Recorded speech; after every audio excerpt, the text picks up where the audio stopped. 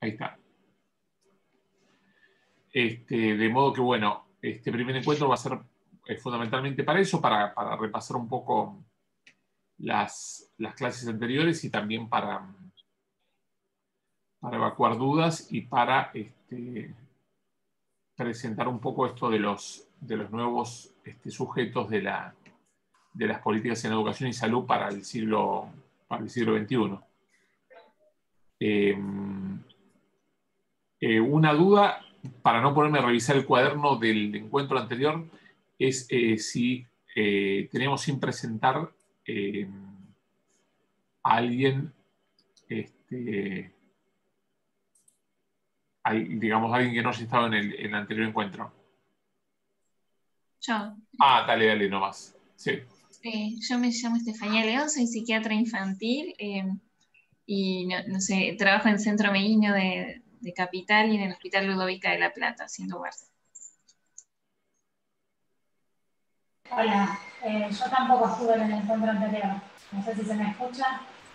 Sí, se escucha, sí. ¿Qué tal? Mi nombre es María Carpineta, yo soy médica pediatra y especialista en adolescentes. Lo que pasa es que no está marcado el rectángulo, entonces no veo. Ahí está, ahí te vi, ahí está. Perfecto. Bueno, te decía que soy pediatra y especialista en adolescencia y trabajo en el servicio de adolescencia del Hospital de Niñas de Ricardo Gutiérrez. Y está mi compañera Valeria. Ahí está también, ya Sonia, te puedo presentar yo. Acá, yo también soy compañera de Marita Carpineta, soy Ale Ariovich, médica pediatra, especialista en adolescencia del Hospital de Niños Ricardo Gutiérrez, y estoy en el hospital ahora, así que me hice un ratito para participar un ratito del Zoom, pero está buenísimo que lo graben porque ya estoy segura que me van a llamar en 10 minutos. Bárbaro, buenísimo. Así que Sí, ahí estamos las dos iguales, así que yo estoy a tomar apuntes, pero el tiempo que pueda. No, claro. Sí, Perdón. Son tiempos complejos, pensamos que nos iba a tocar la pulsada en un momento un poco más tranquila, como para los jueves son días académicos nuestros, entonces habíamos ordenado, pero bueno. Nos cambiaron las reglas de juego, básicamente. No, totalmente. Sí, por eso diseñamos un poco la cursada lo más flexible posible, porque, bueno, es evidente que no estamos en el mundo de hace 15 meses, o sea, ni siquiera hablemos de 2 años, son 15 meses que cambió todo y que frente a eso, pretender hacer lo mismo, digamos, del 2019 es una locura, porque no hay condiciones para replicar nada, digamos, de lo que se hacía en ese momento, y por eso hicimos esta modalidad, digamos, con esta alternancia entre Zoom y videoclases, y con la idea, como decían en el otro encuentro, de que no de que aprendan menos ni de que vean menos contenidos, van a ver los mismos contenidos que se ven todos los años, pero sí que no se exijan un seguimiento del trabajo de la materia como se solía hacer, con trabajos prácticos y con lectura en grupos y con puesta en común y todo eso, porque realmente no nos da. La verdad que no nos da. Son tareas que requieren estar presentes grupalmente, y por una parte, y por la otra, la carga horaria es totalmente distinta respecto a la carga horaria de ustedes, no la carga horaria de la materia. La carga horaria de ustedes de trabajo es de una intensidad y de unas características totalmente distintas a lo que pasaba hace 15 meses. Así que bueno, esa es un poco la propuesta nuestra desde la materia de hacer esta alternancia entre Zoom y videoclases, y bueno, un poco charlar sobre los contenidos de la materia, las dudas y los aspectos que ustedes puedan tener críticas o que puedan tener puntos de vista distintos. Nosotros hacemos mucho hincapié en eso, ¿no? En la cuestión de que es una materia humanístico-social inserta dentro de la carrera docente de una carrera cuyo fin es netamente humanista, obviamente, la más humanista de todas, pero a la vez cuyo método de enseñanza se basa en protocolos y por eso es muy desconcertante a veces para las médicas y los médicos y otros profesionales de la salud cuando uno le plantea que una respuesta correcta puede haber 3 o 4 respuestas correctas a una pregunta, porque a veces algunos quedan desconcertados porque dicen, bueno, ¿cómo puede ser si en realidad debería haber una sola respuesta, un solo curso de acción? Pero bueno, acá ya no discutimos cursos de acción, sino que estamos discutiendo distintos puntos de vista que pueden derivar en cursos de acción distintos dentro de un mismo parámetro, ¿no? Y eso lo vemos en cuestiones de atención a personas con padecimiento mental, justamente ahora que tenemos una psiquiatra, lo vemos en el tema de adolescentes, lo vemos en el tema de salud sexual y reproductiva, lo vemos en un montón de temas donde sigue la polémica en el campo de la educación y sigue la polémica en el campo de la salud, ¿no? Por ejemplo,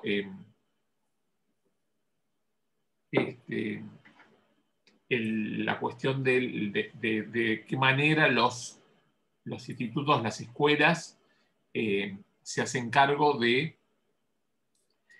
la educación sexual integral y según la ley nacional de educación la tienen que dar de acuerdo a su ideario institucional y digamos, cuál es la zona gris entre un ideario institucional que tiene determinados principios y los contenidos que establece la educación sexual integral para todos los alumnos y alumnas, ya sean de escuelas públicas o de escuelas privadas.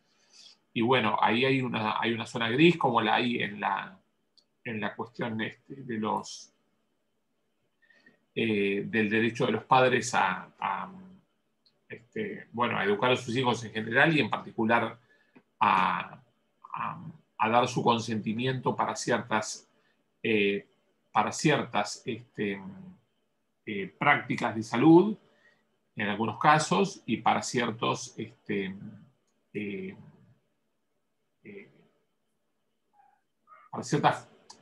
formas de enseñanza en las escuelas que hacen que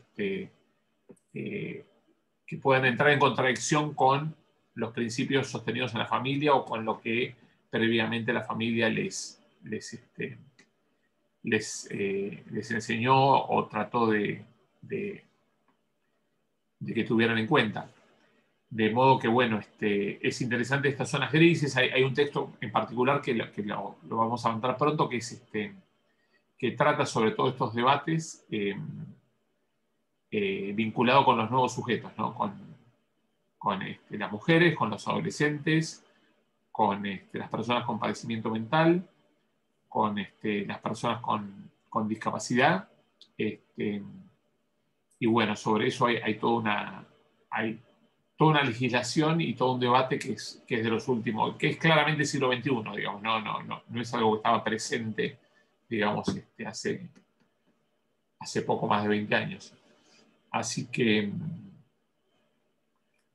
bueno, esa es un poco la pretensión del encuentro de hoy, pero bueno, lo más rico obviamente es escucharlos a ustedes y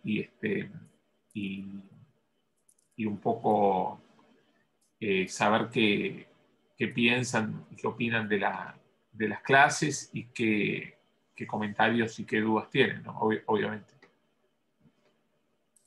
Así que no sé si quieren que yo les dé la palabra según aparecen en la pantalla, así, o quieren hablar espontáneamente, no sé cómo quieran. No, yo de esto que dijo recién, profesor, quería decir esto de que en salud mental nos pasa esto de la autonomía progresiva. Bueno, yo soy psiquiatra infanto-juvenil y a veces todo lo legal siempre está como muy mezclado, esto de la autonomía progresiva, que a partir de tal edad pueden ir a consultar solos, que como nosotros damos medicación, bueno, obviamente necesitamos de los padres, y es todo un tema, pero por ejemplo en psicología podrían ir a partir de determinada edad. bueno, a veces se juegan como muchas cosas, esto que usted también dice, la religión de los padres, de un montón de situaciones que a veces ayudan y otras veces no. Pero bueno, hay que siempre estar teniendo en cuenta todo eso. Claro. La consulta en psiquiatría la pueden hacer a partir de qué edad, por ejemplo. Eso, ahora estoy yo aprendiendo y a su vez tomando nota para poder enseñarlo sucesivamente. ¿A partir de qué edad No, un chico o chica puede ir y decir voy al psiquiatra? solo, Sí, claro, claro, solo. Sí, digamos. sí, me imagino con los padres a cualquier edad, pero Claro, con solo. los padres a cualquier edad. Sí, Claro, los padres, en realidad, el año pasado, justo por esto de la teleconsulta, que también lleva un claro. montón de dificultades en relación a esto, de bueno, todos lo tenemos, me parece, acá. Bueno, hablamos con la Defensoría de la Ciudad de Buenos Aires y nos dijo que a partir de los 13 años un adolescente puede ir y decir, yo quiero recibir atención. Eso es mucho más fácil para psicología, bueno, el centro es interdisciplinario, pero bueno, obviamente para psiquiatría, digamos, ya si hay una intervención, ya sube la edad, digamos, y también obviamente nosotros en el caso de que, bueno, muchas veces son chicos que tienen riesgo suicida y cosas así, se lo tenemos que dar la medicación a los padres. Y por más que no tienen riesgo suicida, bueno, obviamente los chicos se olvidan un día la medicación, eso no puede pasar, entonces realmente en psiquiatría siempre tenemos que tener un poco de consentimiento de los padres, de algún familiar que le dé la medicación, porque en un adolescente es muy difícil. Pero sí es verdad que a partir de los 13 años puede consultar el adolescente si quiere. Para psicología es más fácil, para nosotros se vuelve como mucho más difícil. Claro. A Así partir, que, digamos, de los 16 podría decidir sobre su cuerpo, decir, no sé, me hago una operación, hago tal cosa, pero bueno, justo nosotros, bueno, tenemos esto de que son más impulsivos y no le vamos a dar la medicación para que la tome él solito. claro. O sea, para la medicación ustedes siempre llaman a los padres. Sí, sí, sí. Sí, los padres o algún referente, O, muchas o al veces una referente, abuela, claro. una tía que vive en esa casa. Claro, Nos ha pasado también de que adulto. la enfermera de la unidad sanitaria ha tenido que ir, yo también trabajo en provincia, entonces la enfermera de la unidad sanitaria ha tenido que ir a la casa a llevarle la medicación a pacientes muy graves, bueno, muchas situaciones. Claro. Pero sí, Y, siempre hay que trabajar con los papás en estas cosas. A veces son más pacientes los padres, digamos, más para trabajar con los padres que con los hijos, la verdad. claro, claro, me imagino. Sí, sí, sí. Ahora justo tuve una situación, pero una chica de 18 años, que en realidad ella podría decidir, una chica con una depresión, una mamá que no quería saber nada con la medicación, una chica que, bueno, estaba de acuerdo en tomarla, pero obviamente quería el consentimiento de su mamá. Finalmente, después de hablar con el médico de la familia, que la convenció a la señora y todo, es una mamá también depresiva, que normalizaba un montón de situaciones. Después de hablar con el médico de la familia y todo eso, la mamá accedió y la chica accedió, pero bueno, yo supuse, nosotros tenemos esto, cuando hay una situación de riesgo cierto inminente, obviamente se indica la internación involuntaria o voluntaria cuando el paciente quiera, cuando es mayor de edad. Pero en los menores, no en la chica, pero digo, en los menores son todas las internaciones involuntarias de salud mental. Por más que el chico quiera, la familia quiera, para la ley es involuntario. Es interesante.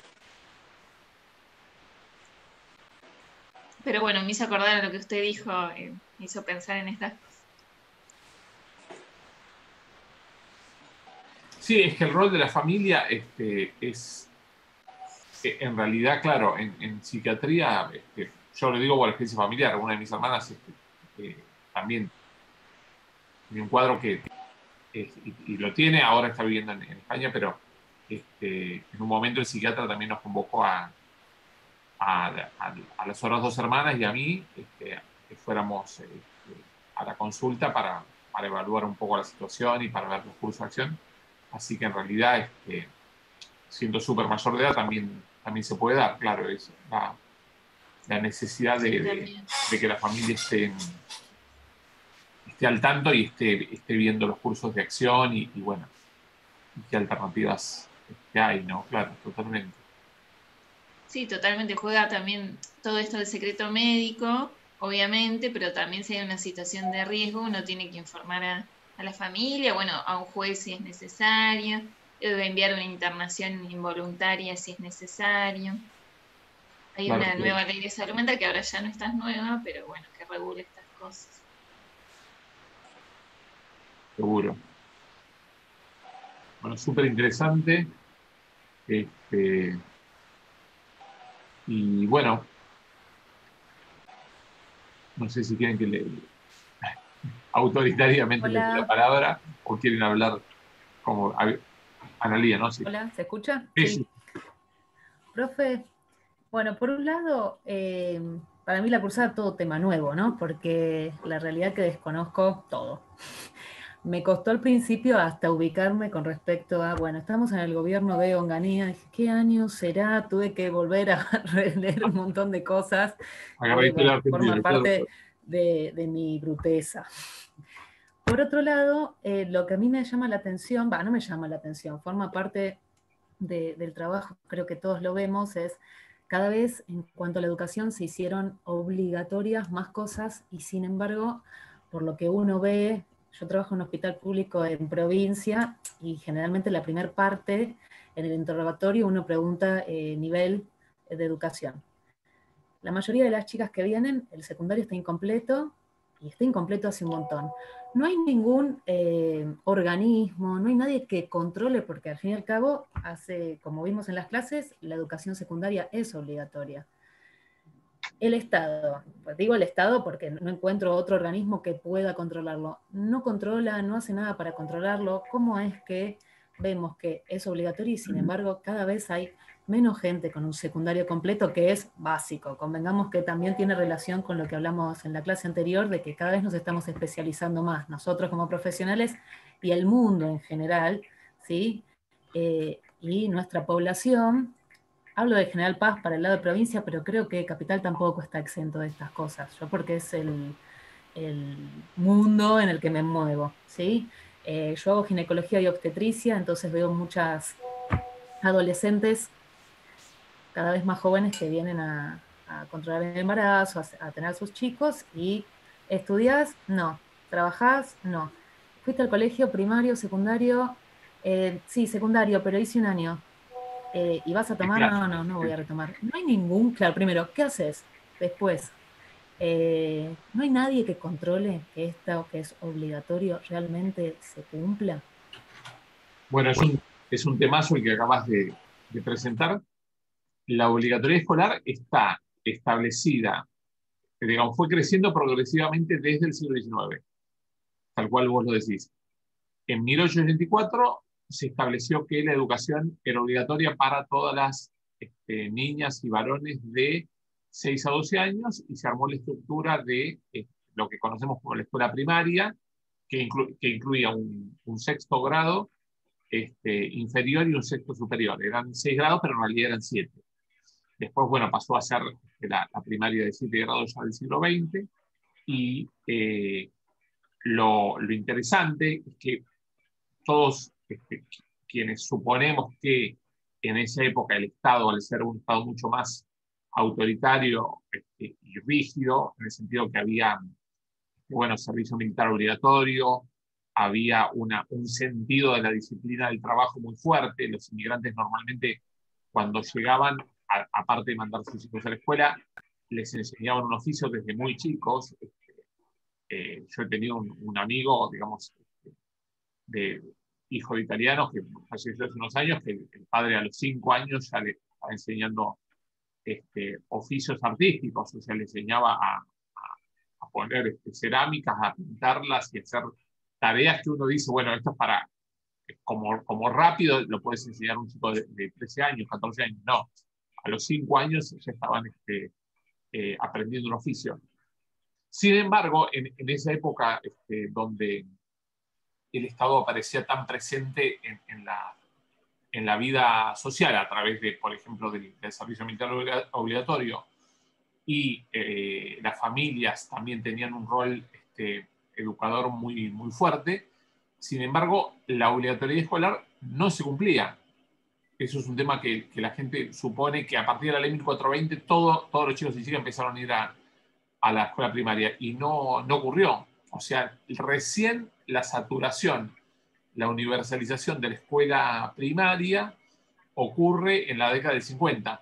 Es decir, 65 años le llevó la ley 1420 de educación primaria laica, común, gratuita, obligatoria y graduada, en hacerse una realidad concreta en el sentido de superarse el 90% de chicos y chicas de 6 a 12 años que efectivamente asistían a la escuela primaria y la completaban.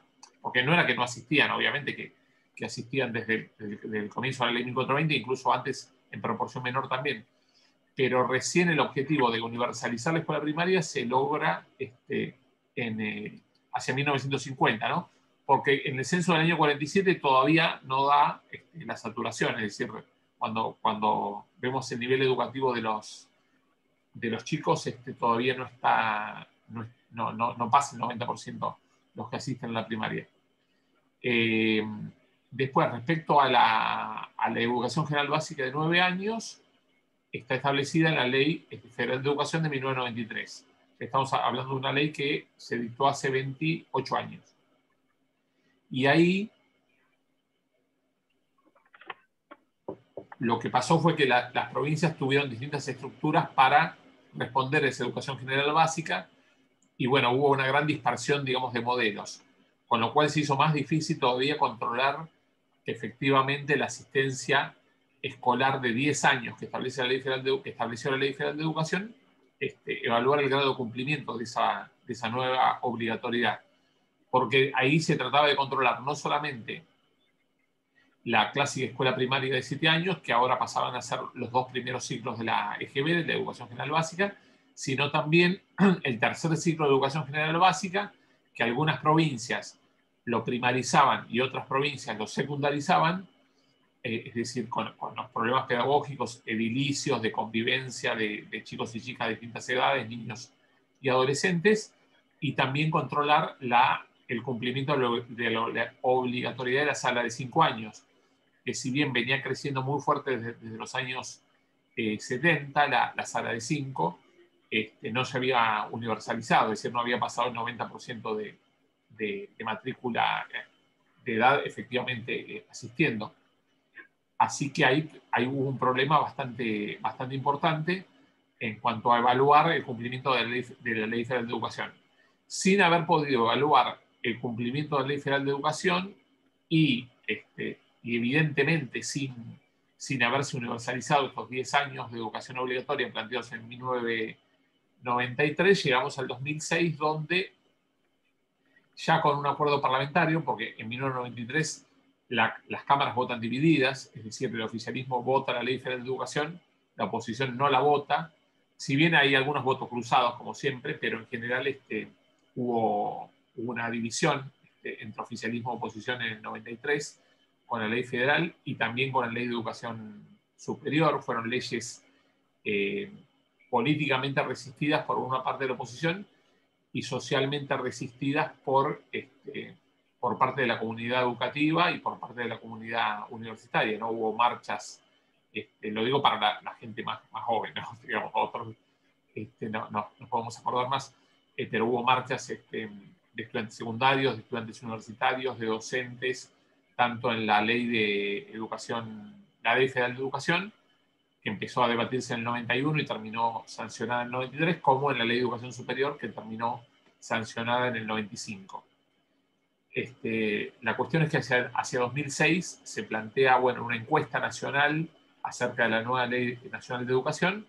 Se encuentra un consenso parlamentario para que exista una escuela, para que se vuelva a la estructura previa al 93, que es escuela primaria y la escuela secundaria, y se le dan a las 24 provincias la posibilidad de adaptar esta estructura con 2 modelos nada más, porque había una gran dispersión de modelos y le dan 2 posibilidades, que son el 6+6 o el 7+5. El 7+5 es, digamos, la estructura previa al 93, que es, bueno, los 7 grados y los 5 años de secundaria, 6 en el caso de las escuelas técnicas, y la otra posibilidad que se le da a las provincias, que muchas provincias toman, es el 6+6, secundarizando lo que era el tercer ciclo de la educación general básica y armando una primaria de 6 y una secundaria de 6.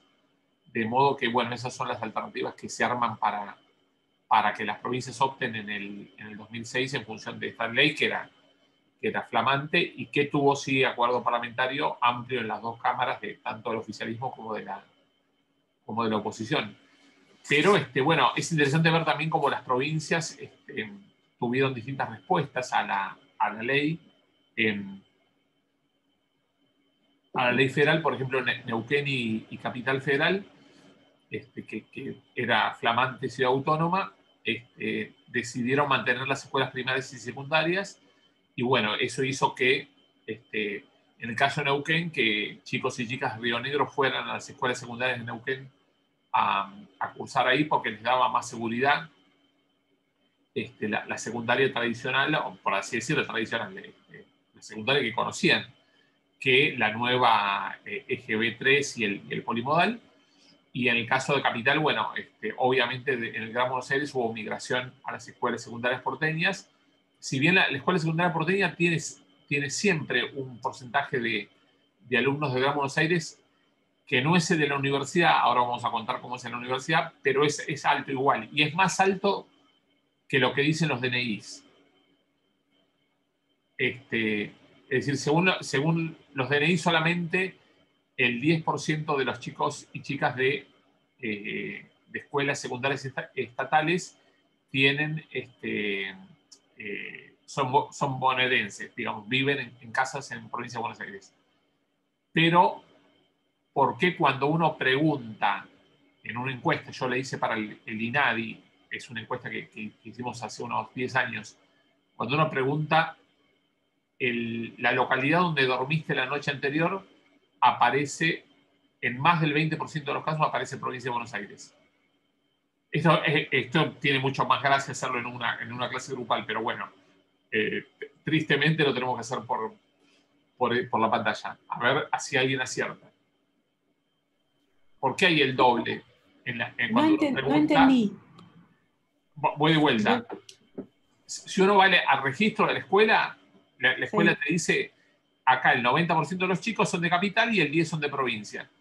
Vas a hacer una encuesta sobre discriminación, o sea, no le vas a preguntar, es un dato accesorio el del lugar donde pernoctó. Pero dentro de las preguntas está, después de preguntar acerca de discriminación, a quiénes discriminan más, si viste alguna vez un acto de discriminación, si fuiste testigo, si fuiste víctima de la discriminación, etc. Una de las preguntas es, ¿en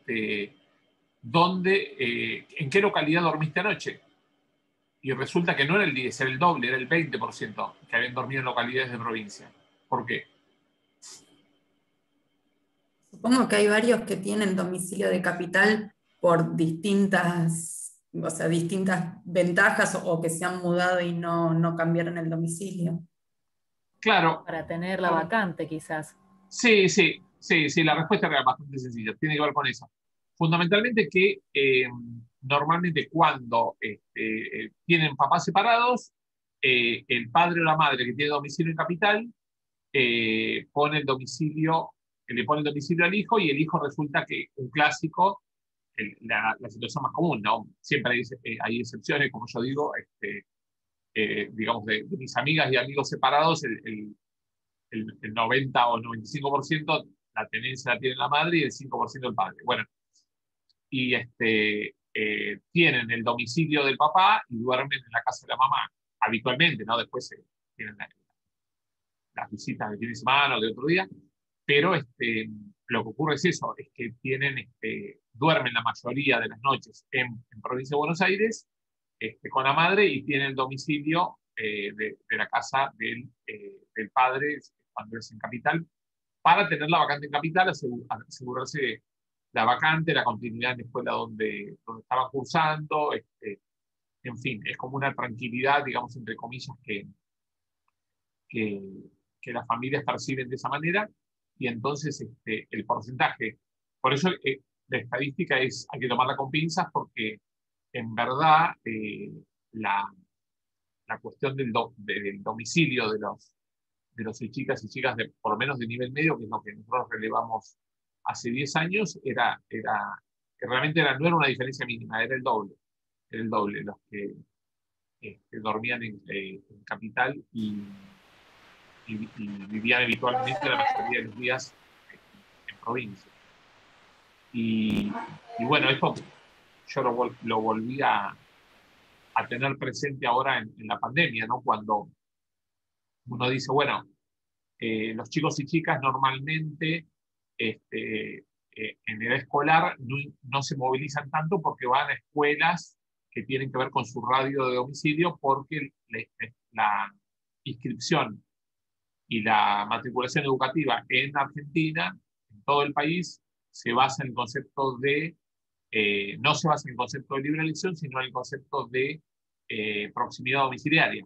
Es decir, que las escuelas privilegian a los que viven en el radio de esa escuela. Pero tenemos estos casos que no son pocos, que son el 20% según lo relevamos hace 10 años, donde los chicos tienen que pasar de un distrito a otro, y eso lo hacen usualmente en transporte público. Entonces, ahí también hay una incidencia del nivel de contagios por el uso del transporte público, ¿no? Porque no van caminando un par de cuadras, sino que van usando el colectivo, o el tren, o el medio de que se trate, ¿no? Así que eso es interesante como fenómeno educativo, que tiene en este caso, a partir del 2019, una incidencia en las políticas del Estado en relación a la pandemia, ¿no? Rafael, ¿puedo hacer un comentario? Sí, por supuesto, estamos para No, eso. digo, la compañera María preguntó quién controla el tema de cumplir con la obligatoriedad de la escuela. A mí me parece como interesante. Te estoy escuchando recontra mal. No sé si estoy un poco sordo o sueco. Y que por ahí no tengo buen audio. ¿Ahí se me escucha o no? Ahí sí. A ver. Un poco más. Bueno, estaba diciendo que la compañera pregunta sobre la obligatoriedad. Me parece como dos cosas. Por un lado, creo que los profesionales de la salud también somos el Estado, entonces es interesante pensar cuando uno tiene enfrente una persona que no pudo cumplir un derecho, ¿no? Bueno, trabajar por qué, ¿no? A mí me parece siempre interesante preguntar sobre el clima educativo, porque si yo tengo un adolescente que pudo hacer primer año, pero cuando uno pregunta en su casa, por ahí sus padres tenían nivel primario, bueno, por ahí la manera en que yo les puedo aconsejar la importancia de terminar el secundario, más allá de que es obligatorio, sino también por el acceso al mercado laboral, ¿no? Con un laburo un poco más garantizado, que si no lo tenga. No, digo, para mí no es lo mismo. Entonces, yo creo que yo también soy encargada de controlar, ¿no? En un punto, porque soy el Estado frente a esa persona que está, en este caso, atendiéndose, ¿no? Entonces, me parece que de ese lado nosotros también podríamos ser como un poco ¿no? protagonistas activos en relación a cómo hacer para que, ¿no? garantizar ese derecho. Entonces, no sé, ahora que nosotros en el hospital tenemos computadoras, un montón de veces googleamos qué es el plan Fines, ¿no? Como, digo, les ayudamos un montón. A ver, bueno, y también desde dónde viene la recomendación, ¿no? Porque uno como médico siempre tiene una relación muy asimétrica en relación al que está enfrente, ¿no? Entonces una cosa es bajar línea y decir, no, vos tenés que caminar al colegio, y otra cosa es decir, bueno, ¿por qué te parece que no lo vas a retomar? ¿Qué pasó? O sea, Diana había contado que ella es obstetra y gineco.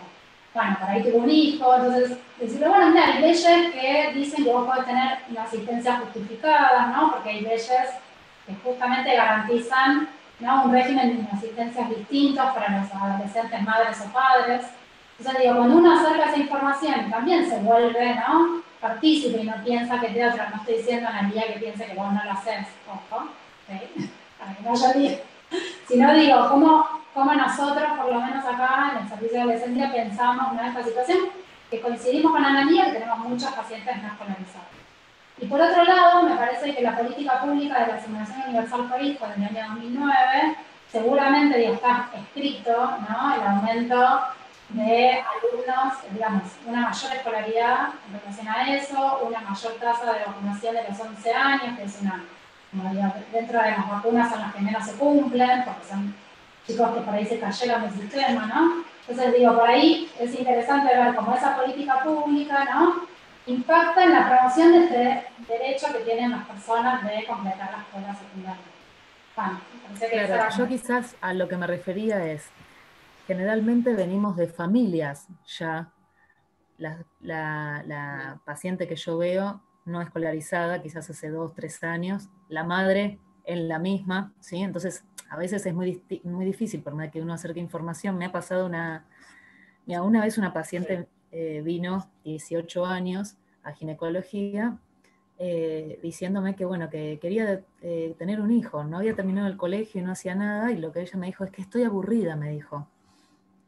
Bueno, se terminó, empezamos a hablar, le dije, pero vos podés estudiar, podés hacer un montón de cosas. Terminó yendo con un método anticonceptivo. Pero al margen, esas cosas yo creo que en ciertos ambientes pasan y pasan un montón. Tan solo nadie es tan suelta como para decir, es que estoy aburrida.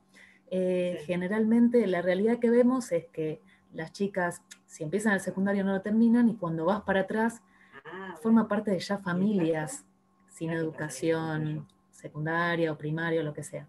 Entonces, más allá de lo que uno pueda decir o pueda informar, no puede ser que no haya un ente a nivel educativo, ¿sí? Que quizás dentro de tu población objetivo, no sé, bueno, el colegio número 12 de Ciudadela tiene que tener estos chicos no los tiene.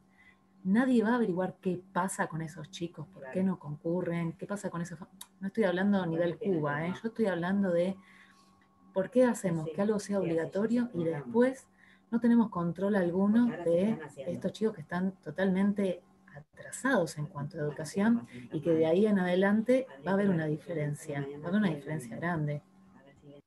Sí, sí. Ahí hay como que concurren varias cosas, que ahí nos fuimos un poquito del centro de la pregunta y ahora la retomamos.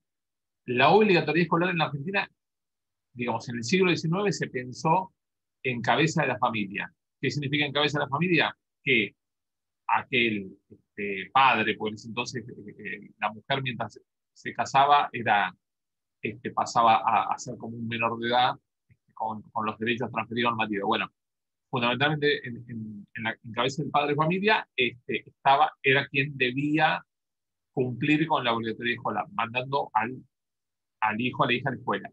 Si no lo hacía, el Estado podía mandarle la policía a la casa, golpearle la puerta y llevar de los pelos, forma, para darle un toque de color al chico, a la chica, a la escuela. Ya en el siglo XX, la legislación, tanto las distintas normas provinciales como la ley federal de 1993, ya pusieron en cabeza del Estado la obligación y no de las familias, con lo cual la obligación establecida en la ley es que exista la oportunidad educativa y exista la vacante para todos los chicos y chicas, ya sea, según la ley federal, de 6 a 15 años de edad, y según la ley de educación nacional, de 5, y después se bajó a 4, de 4 a 17 años de edad. Está en cabeza del Estado asegurar la vacante. El punto es, en una situación ideal donde el Estado asegure todas las vacantes para todos los chicos y chicas de 4 a 17 años en todo el país, si las familias tienen las condiciones para hacer efectivo ese derecho y esa obligación. Y ahí hay un montón de factores que juegan en contra. Digamos, de la misma forma que la ley 1420 tardó 70 años en hacerse efectiva, ¿cuántos años va a tardar en hacer efectiva la ley de educación nacional? Y vamos a tener a todos los chicos y chicas de 17 años completando secundaria. Bueno, uno puede decir, bueno, no se solucionaría, entre comillas, agregando a cada escuela un listado domiciliario radial de los chicos y chicas que viviendo cerca no asisten a esa escuela. Básicamente porque hay otros factores que entran a jugar, ¿no? Uno es el que vos señalaste recién, que es la transmisión intergeneracional de la pobreza y de la vulneración del derecho a la educación de padres a hijos. Eso es totalmente real. Sucede y normalmente los chicos y chicas fracasan y abandonan la escuela secundaria provienen de familias donde el padre o la madre tienen estudios escasos, entonces no los pueden ayudar en la tarea y la escuela tampoco ofrece herramientas como podría ser hacer apoyo en el contraturno, u otros mecanismos que hagan más fácil la promoción educativa, con lo cual esos chicos y chicas desertan. Están los que desertan, o sea, que efectivamente dejan la escuela, y después está el fenómeno del desgranamiento, que parece un tecnicismo, pero no es lo mismo que la deserción, porque dentro del desgranamiento hay que contar, se contaba, bueno, en una época, sobre todo en el siglo XIX, que había mucha mortandad de chicos, los que fallecían, pero fundamentalmente a partir de mitad del siglo XX en adelante, el desgranamiento tiene que ver con los cambios de escuela, es decir, desaparecen de la matrícula de una escuela, pero aparecen en la matrícula de otra, ya sea porque los padres se mudaron, ya sea porque los padres se divorciaron y optaron por otra localidad o otro barrio. Y otro factor es el que ya es más sofisticado, pero que puede pasar, es cuando el cambio tiene que ver con una decisión de los padres, a veces consensuada con los mismos chicos, de cambiar de escuela porque, no sé, se le ocurrió al hijo o a la hija de estudiar computación y resulta que encontraron una escuela privada que tiene mucho más equipamiento y mucho más orientación en informática, y bueno, y entonces cambiaron de escuela, desaparecieron de la matrícula de la escuela, pero aparecieron en la matrícula de otra. Entonces también está el fenómeno del desgranamiento por cambio de escuela, por cambio de domicilio, o por razones también transitorias de salud que después se recuperan y vuelven a la escuela. De modo que, bueno, también está ese fenómeno, ¿no? A veces uno ve que hay un desgranamiento importante, y lo que se está dando los últimos años, que es bastante interesante ahora en todo siglo XXI, es el desgranamiento por no aguantar la escuela secundaria común. Y voy a contarlo breve para no aburrir. Está pasando un fenómeno que es que chicos de clase media, hijos de profesionales o de compadres con estudios secundarios completos, universitarios o terciarios, no se aguantan la escuela común. No se aguantan levantarse a la mañana o al mediodía, no sé, ir a un turno en una escuela, estar 5 horas escuchando a los profes, salir a los recreos, volver al aula, tener tarea que hacer, rendir exámenes. No lo aguantan, no lo aguantan. Les parece algo insoportable. Y esto a nosotros nos parece algo ridículo. Digo, ¿cómo no van a aguantar una escuela secundaria común cuando sabemos que normalmente las exigencias son bastante razonables? Puede haber algún profesor un poco obsesivo con su materia, que exige un estándar más alto, pero normalmente, digamos, la escuela secundaria de alguna forma se pasa. Sin embargo, hay cada vez más adolescentes que no se aguantan la escuela. Entonces, ¿qué es lo que hacen? Hay una opción que da la ley de educación nacional, que es a partir de los 15 años poder optar por la educación de adultos. Y la educación de adultos, ¿qué es lo que tiene? Tiene, primero, un horario acorde con el reloj biológico de muchos adolescentes. Esto es, a lo mejor a ustedes les sorprende, a lo mejor no, pero yo se los cuento porque es un fenómeno que existe y que hay que dar cuenta de eso, porque si no, uno está hablando de una sociedad de hace 20 o 30 años que cambió. Es decir, que van a la noche. Cuando digo a la noche, no es el vespertino, o sea, de 18:30 a 23. Y en ese horario se sienten más cómodos, se sienten que su reloj biológico, digamos, les funciona mejor la cabeza en ese horario. No sé si porque duermen más o porque están toda la noche con la PlayStation jugando. o porque miran Netflix, no sé, la verdad que yo tengo algunas anécdotas, pero no viene al caso. Lo que es importante es dar cuenta de eso, de que hay chicos y chicas que van a la escuela, los que iban a la escuela de adultos hace 30 o 40 años eran los que laburaban únicamente. Es decir, aquellos que tenían el trabajo diurno, legalmente el trabajo es legal desde los 16 años de edad, y entonces, al tener trabajo diurno, iban en el vespertino a la escuela de adultos. Y la proporción en la escuela de adultos, enormemente mayoritaria, era de mayores de 18. Es decir, era muy raro ver algún chico o chica de 16, 17 en la escuela de adultos, de hecho no estaba como permitido. Y no digo que sea una tendencia, pero hay muchísimos casos, no son anecdóticos, hay muchísimos casos de chicos y chicas de 16, 17 años que se van de la escuela común porque no la aguantan y se van a la escuela vespertina de adultos donde van a cursar con gente de 20, 25, de 30 o de más años que van a completar su secundaria.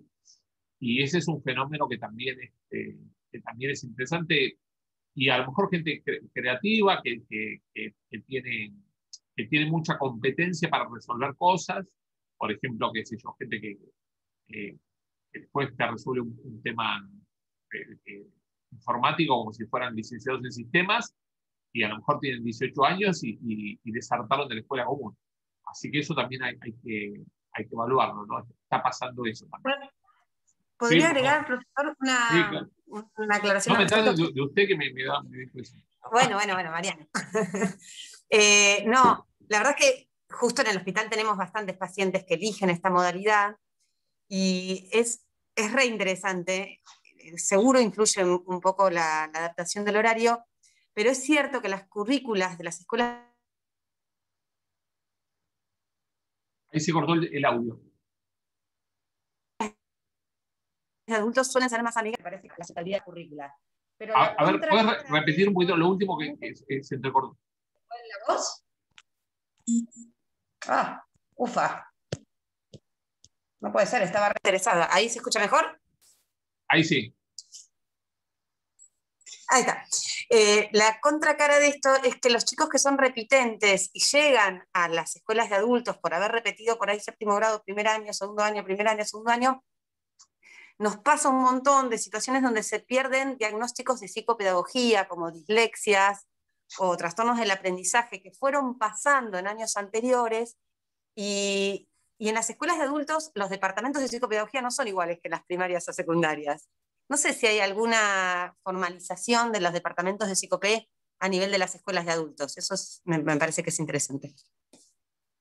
Sí, la verdad que no conozco cómo se organiza lo que es psicopedagogía en escuelas de adultos, porque bueno, lo usual es, en realidad lo usual y lo problemático es la escasez de recurso humano para abordar la cuestión de la atención psicológica de los chicos en las escuelas. Es decir, no todas las escuelas, en realidad son muy pocas las escuelas que tienen una psicóloga permanente trabajando dentro de la escuela y en disponibilidad horaria completa, es decir, que no venga un día a la semana o dos, sino que esté los 5 días. Normalmente es personal rotativo, es decir, que van, que tienen más de una escuela y que no se puede disponer en cualquier momento de la posibilidad de hacer una consulta frente a una situación emergente, ¿no? ¿Qué pasa con el chico o la chica bueno, que tuvo un brote, que ahí me meto con una palabra que en realidad, claro, si me dijeran definir el brote psiquiátrico, por supuesto que no lo podría hacer, sino que estoy usándolo en el sentido que lo puede usar una persona en el colectivo, ¿no? Pero bueno, ¿qué pasa con el chico o chica que hace un brote psiquiátrico? ¿Qué pasa con algo más grave, que un intento de suicidio, lo que sea? Y bueno, y la verdad que no hay personal en las escuelas que tenga capacidad para dar No, y un abordaje. muchas veces, perdón, muchas No, veces lo que no, pasa bueno. es que a los pacientes de salud mental les van recortando el horario cada vez más, al final terminan yendo media hora, muchas veces.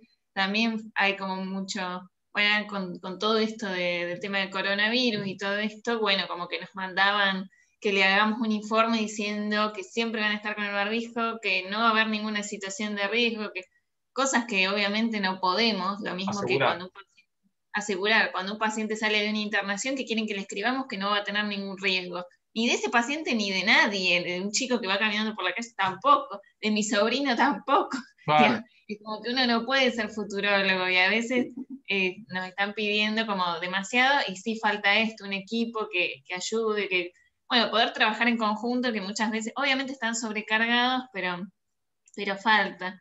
Y yo quería decir una cosa, esto que usted decía del control, digamos, de que no van, a veces, bueno, capaz que estaría bueno, por ejemplo, en provincia que están los servicios de niñez, locales, zonales, que la escuela dé aviso, lo mismo que en capital a las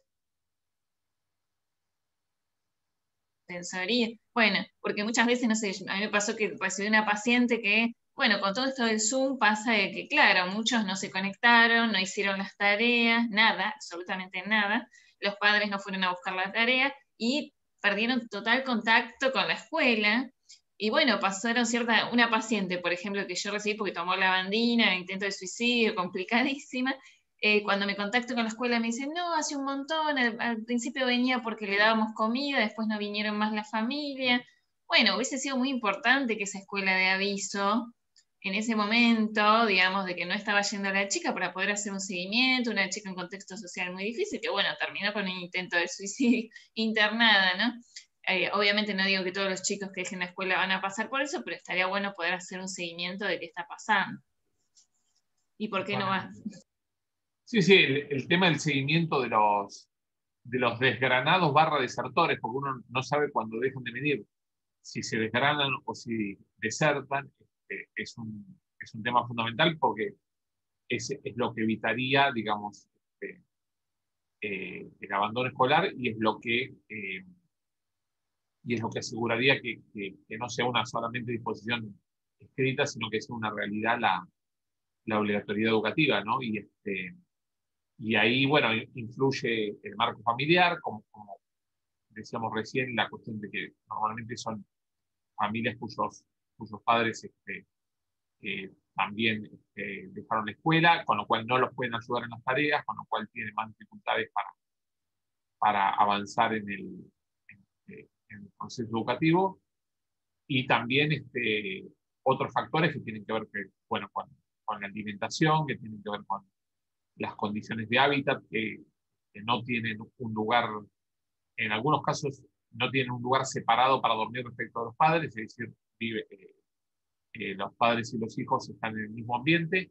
En otros casos sí duermen en un lugar separado, pero no tienen una mesa, una mesita, un lugar donde poder agarrar una silla, una mesa, agarrar el cuaderno y agarrar el celular, bueno, y el material, el cuadernillo o el libro, y poder hacer la tarea, porque no hay mesa familiar y no hay mesa, mucho menos mesa, no hay mesa para comer y mucho menos mesa para estudiar.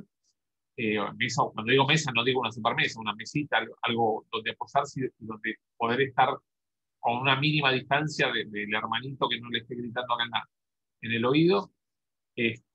Son todas condiciones que tienen que ver con la pobreza estructural y que hacen más difícil el efectivo, digamos, cumplimiento de la obligatoriedad de la escuela y de las tareas que supone ir a la escuela, ¿no? Estamos hablando del mundo 2019, ¿no? Ni hablar si le agregamos a esto la cuestión de la pandemia, donde, como decía Estefanía recién, se agrega la cuestión de la discontinuidad por los riesgos que sentimos todos, que sentimos y que existe evidentemente por la posibilidad de contagio, por la posibilidad de contagiarse en la escuela, por la posibilidad de contagiarse viajando, viniendo o volviendo a la escuela, por la posibilidad de contagiarse en la previa que hacen los papás y las mamás en las escuelas para acompañar a los hijos porque son chiquitos y no van a ir caminando solos. ni van a volverse caminando solos, y por la previa y la post-escuela que organizan los adolescentes, que naturalmente tienden a juntarse porque es algo totalmente lógico del ser humano, y especialmente del ser humano adolescente, juntarse en la previa a entrar al colegio y sobre todo a la salida, donde todas las posibilidades de expansión y de sociabilidad son mayores que las que había hace 10 o 20 años. Y eso también hay que anotarlo. O sea, hace 10 o 20 años, juntarse a la salida de la escuela implicaba conversar o ir a hacer algún deporte o ir a y ahora se le agrega, hace unos 10 años, estamos hablando de una cosa totalmente pintoresca y anecdótica, pero todo contribuye a la aglomeración. O sea que en contexto de pandemia pasa a tener una importancia que ya deja de ser anecdótico. Está el parlante que antes era para los músicos, para la gente de mucha plata, que podía dar un aparato enorme, que salía a $1000, ahora se consiguen parlantes poderosos en cualquier parte a muy bajo costo, con lo cual los chicos, ¿qué es lo que hacen? Se juntan, ponen un parlantito y se ponen a escuchar música, se ponen a tomar algo, se ponen a bailotear, se ponen a charlar, lo que sea, y lo hacen con un parlante que sale $2, y en cualquier vamos a hablar del mundo 2019, en cualquier salida de escuela, en cualquier salida de cancha de fútbol, en cualquier ámbito de ese tipo, en las playas.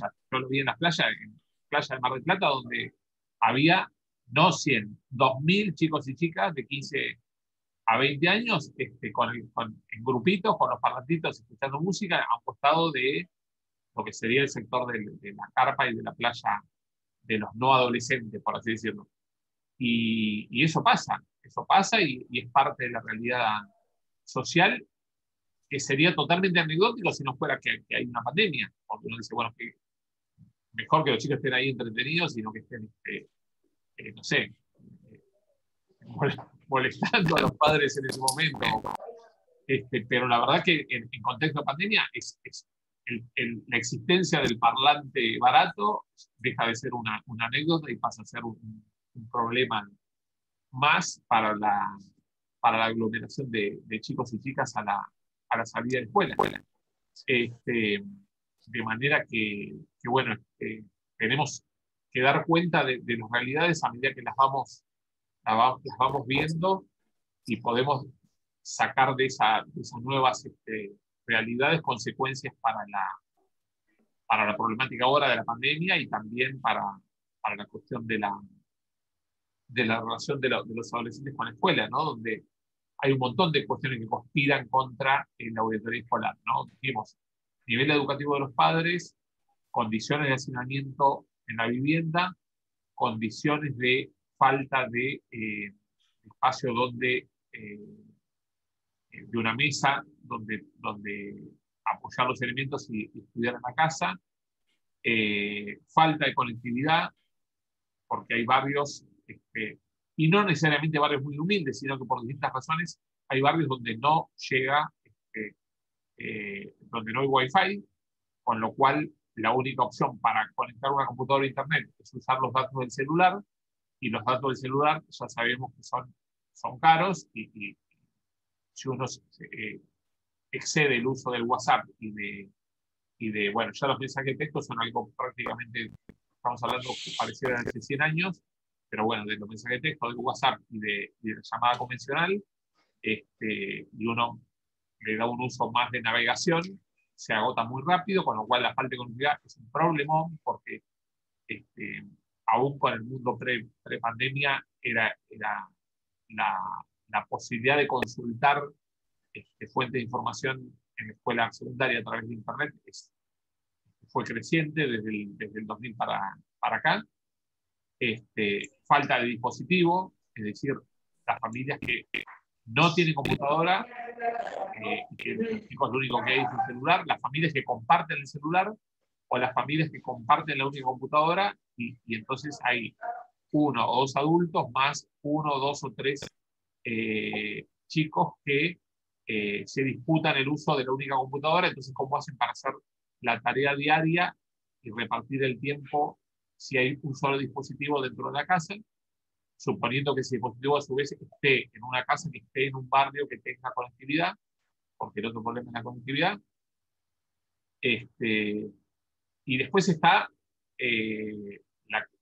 como obstáculo para el cumplimiento de la obligatoriedad de la Ley de Educación Nacional de 16.206, la de 2006, está la cuestión laboral, que quizá este año no se note mucho por la pandemia o el año pasado, pero lo que pasaba hasta el 2019 era que los años, miren qué paradoja, los años que la economía se reactivaba, ¿qué pasaba con la escolaridad de los... Esto también es mucho mejor hacerlo en grupo, me extraño el aula presencial, perdón.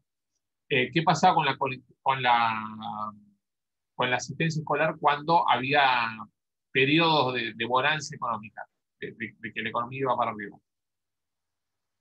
A ver qué dicen. ¿Mejoraba, empeoraba? Debería mejorar. ¿Mejoraba? Ese es el sentido común, muy bien. Pero no es lo que ocurre.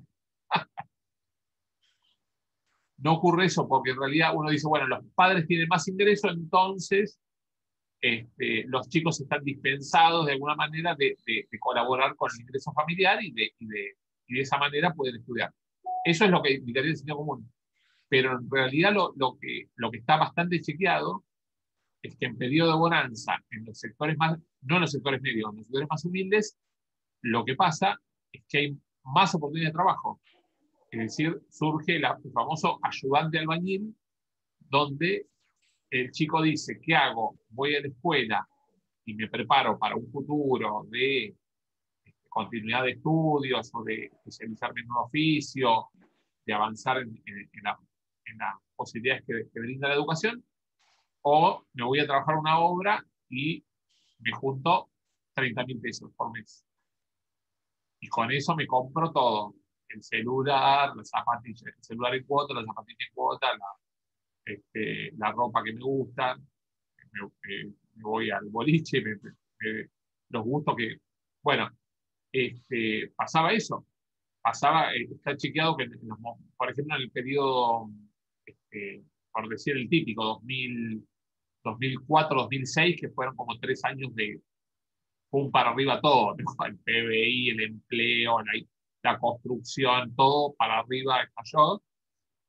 Bueno, esos 3 años hubo chicos que dejaron la escuela, no digo que masivamente, pero estadísticamente se dio. Que dejaron la escuela porque, y cuando les iban a preguntar, porque era totalmente contrario del sentido común, lo que decían las familias eran eso. Y claro, empezaron a trabajar en una obra de construcción, porque se pagaba muy bien. O sea, no es que no era de subsistencia, digamos, sino que el ayudante, ya les digo, plata de oro, el ayudante albañil se llevaba 30.000 pesos o más, y entonces eso como que desata una cuestión consumista. Sí, la palabra es consumista, por más que suene medio duro. Y lo mismo que estoy contando anecdóticamente del adolescente que se va a laburar en una obra porque le paga muy bien, porque hay un boom económico, pasó con la relación escuela pública y escuela privada. ¿Qué pasó cuando la economía, en los periodos de bonanza económica, entre escuela pública y escuela privada? ¿Subió o bajó no la matrícula? Pues la matrícula siempre sube, porque obviamente nacen más bebés y porque la Argentina se caracteriza, esto es algo básico que uno debería saber por si no lo sabe, la Argentina, desde la ley 1420 en adelante, desde que hay estadística educativa, digamos, porque antes no podemos saber mucho, siempre la matrícula de nivel inicial y de nivel secundario fue para arriba. Siempre hubo más alumnos el último año que el anterior. El único periodo, ahora entramos un poco en educación, pero está bueno. a ver si ustedes adivinan cuál fue el único periodo de la historia argentina donde un sector solamente de la educación, que era la educación superior universitaria, en lugar de tener más alumnos, porque la gente crece y quiere estudiar un poquito más, tuvo menos. En la dictadura del 70. Exactamente. Del 76 al 83, la matrícula universitaria bajó. Es el único caso, porque incluso durante la dictadura, en la primaria subió, en la secundaria subió de matrícula. Pero la matrícula universitaria bajó en casi 200.000 alumnos, de medio millón a 300.000. ¿Por qué bajó? A ver si alguien está conectado con todas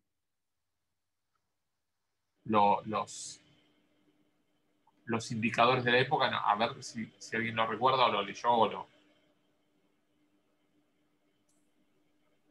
Y no Había una persecución ¿Cómo? con las estudiantes universitarios, la persecución de la toma de universidades. No era la persecución política, por más que podría haber algún estudiante desaparecido. Bueno, hubo muchos estudiantes desaparecidos y hubo docentes exiliados, pero no. Y tampoco era que la gente decía, uy, la facultad está tomada o hay problemas y entonces no voy a la facultad. No. Es otra cosa mucho más estructural. Más hincapié en el servicio obligatorio militar, que se aumentó. No, porque el servicio militar obligatorio existía desde principios del siglo y existió hasta 1995. Casi todo el siglo XX hubo servicio militar y sin embargo la matrícula, salvo esos 6 años, siempre subió. Incluso la universitaria. Y en cambio en esos 6 años la universitaria bajó y bajó mucho. No es que bajó un poquito y uno dice, bueno, puede ser factores de políticos puntuales. No, bajó 200.000 personas menos. ¿No fue la época en que se cerraron más universidades? Se cerró una universidad sola, que fue la de Luján. De Luján. Pero lo cual no explica porque era una universidad muy pequeña, comparada con Córdoba, Buenos Aires, Rosario, La Plata. Y no tiene que ver con lo expulsivo, digamos, del panorama de ese momento. Tiene que ver con que se venía de una época de pleno empleo y lo que tuvo que ver más con lo económico. No porque en realidad no era que se iban de la universidad y se iban a trabajar, porque en realidad la economía anduvo mal. En realidad el plan Martínez de O fracasó. Los ingresos de los privados no subieron mucho, de los estatales bajaron a la mitad. ¿Qué hizo que se diera ese fenómeno rarísimo que no se dio nunca en ningún nivel, bajo la matrícula así, en forma fuerte, digamos? La aparición o el auge del neoliberalismo en Europa y la mercantilización. Tiene algo que ver con eso. Ahí es una punta. En realidad surge hace 1980 el neoliberalismo ya no como una especulación política, filosófica, sino como la posibilidad de hacer una política pública. Pinochet en Chile establece la municipalización de las escuelas, la municipalización de los hospitales y el arancelamiento de los estudios de grado universitarios. La universidad era gratuita en Chile hasta 1980. Y la dictadura argentina decide una imitación, ya la había decidido desde antes, una imitación de esas. Por un lado, imita linealmente lo que hace Chile en la cuestión del arancel. Pone un arancel en 1980. Eso obviamente disuade a muchos de quienes querían estudiar, porque dicen, bueno, amén de que ese tiempo que le dedico al estudio no lo puedo dedicar al trabajo y pierdo mi ingreso, aparte de eso me cobran por estudiar. Ese es un factor que jugó en contra. Pero hubo otras 2 medidas políticas que se inspiraban un poco en la lógica neoliberal, pero que son anteriores a 1980, son del 76, que son como inmediatas, que toma la dictadura militar en cuanto asume el poder respecto a la educación superior. ¿Alguien se las puede imaginar o puede haberlas leído? Tenían lo de examen de ingreso y cupos. Exacto. El examen de ingreso con cupo. Lo cual hacía que, primero, mucha gente por expectativa se baje, entre comillas, de la educación superior. Es decir, la idea de que voy a invertir mi tiempo en prepararme para un examen de ingreso, ese tiempo primero ya lo pierdo para trabajar. Segundo, no estoy seguro de que si me esfuerzo voy a entrar. Y tercero, lo que es peor, no estoy seguro de que si dejo de trabajar, me preparo para el ingreso y doy bien el ingreso porque aprendí lo necesario para alcanzar un estándar básico que después me permita hacer la carrera exitosamente, el cupo puede ser que igual me deje afuera, porque lo que pasaba en las carreras muy demandadas, pasaron dos cosas. Por ejemplo, en las carreras muy demandadas, la vara estaba muy alta. Entonces, no había que aprobar con 6 o con 7, había que aprobar con 8.21. Y si uno aprobaba con 8.11, en vez de con 8.21 quedaba afuera, porque el cupo ahí no era una cuestión de insuficiencia de rendimiento en la prueba de admisión, sino que era una cuestión de escasez de vacantes. Ese era un fenómeno. Y el otro era en las carreras más sofisticadas, por así decirlo, por ejemplo, la licenciatura en matemática de la UBA siempre es una carrera recontra difícil, ¿no? La de ustedes es difícil, ya de por sí son 10 años. Yo siempre digo que los médicos, aparte de salvar vidas, tienen la otra condición compartida por muy pocas carreras en las universidades argentinas, de que es una carrera de mucha duración,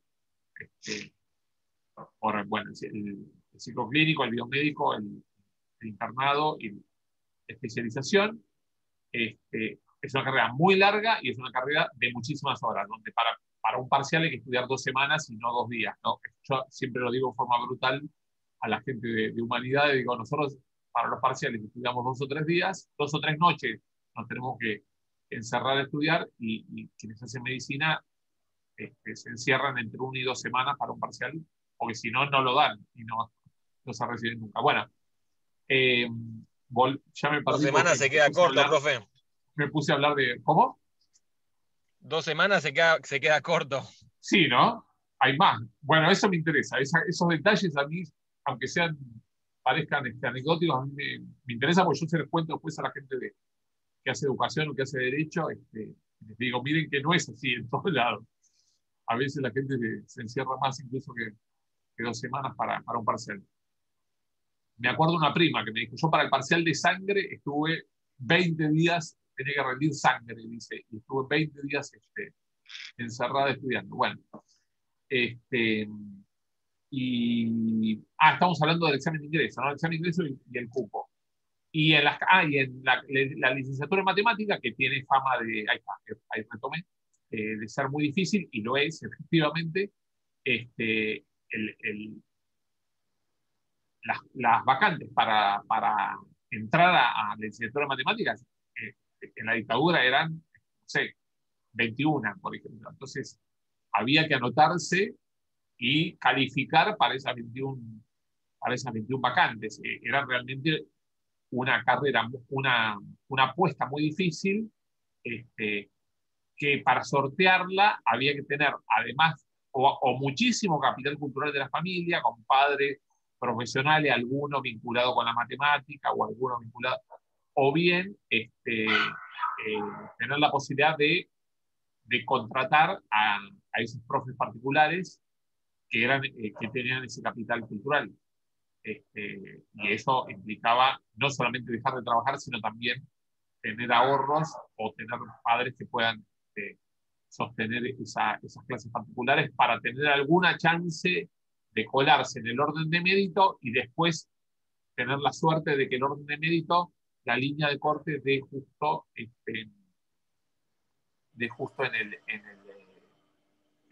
que uno quede del lado de los que entraron y no del lado de los que no entraron, teniendo a lo mejor un buen puntaje. ¿Qué es lo que pasa actualmente en las 2 escuelas de la UBA donde tenemos examen de ingreso? Yo estoy en la Secretaría de Educación Media de la universidad, y tenemos 6 escuelas, ¿no? Y hay 2, esto ustedes lo deben saber, pero por las dudas lo cuento, que tienen examen de ingreso, que son Nacional Buenos Aires y Pellegrini. Y bueno, es muy variable. Hay años donde se pone fácil, entre comillas, entrar a Buenos Aires y a Pellegrini porque la línea de corte queda, queda más o menos en el medio, entonces a lo mejor el que saca 6 entra al... el que saca 5.50 ya entró al Pellegrini, y el que saca 6.50 ya entró al Buenos Aires, y hay años donde la línea de corte se va muy arriba porque, no sé, porque al Nacional de Buenos Aires le dan un premio, porque vaya uno a saber cuáles son las variables que hacen que los aspirantes, por ejemplo, uno sabe cuando baja la cantidad de inscriptos, pero no sabe exactamente por qué sube. Cuando baja normalmente es por la conflictividad. Cuando hay un año, por ejemplo, tuvimos un año donde, que fue hace alrededor de 10 años, donde Carlos Pellegrini tuvo cerca de un mes de paro, porque había una selección que excedía la cuestión normal, entre comillas, nacional, que son los salarios de los docentes que traccionan con su propio convenio colectivo de trabajo los docentes preuniversitarios. Pero aparte había conflictos al interior de la escuela, con las autoridades y etcétera. Cuando hay mucho paro docente, los papás, las mamás dicen, mejor no mando a mi hijo al Pellegrini, entonces se pone muy fácil el ingreso. Entonces la vara baja, el cupo baja, y se entra a lo mejor con 5 puntos. Y otro año donde, por distintas razones que ya es más complejo conocerlas, la cantidad de aspirantes sube, también sube la vara de la línea de corte, y se pone más difícil entrar, ¿no?